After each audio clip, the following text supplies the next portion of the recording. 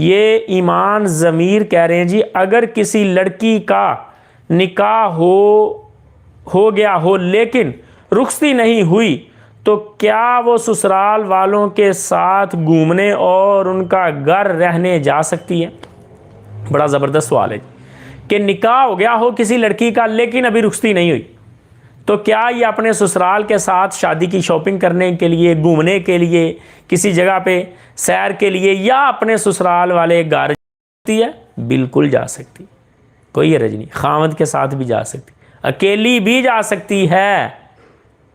نکاح کے بعد یہ ساری چیزیں حلال ہو جاتی ہیں، یہ بات یاد رکھیں۔ اب رخصتی اگر کوئی لیٹ کر رہا ہے تو وہ اس کی حلال چیزیں حرام نہیں کر سکتا، وہ اپنے خاوند کے ساتھ تنہائی میں بات بھی کر سکتی، سارے معاملات کر سکتی ہے، لیکن رخصتی جلدی کرنی چاہیے، رخصتی جلدی کرنی چاہیے نکاح کے فوراً بعد۔ بلکہ اگر رخصتی جان بوجھ کے لیٹ ہو رہی ہے تو اس لڑکے اور لڑکی کو یہ حق حاصل ہے کہ وہ ان کو رخصتی کرنے پہ آمادہ کر لیں اور الگ مل بھی سکتے ہیں، واللہ عالم، کیونکہ نکاح کے بعد پابندی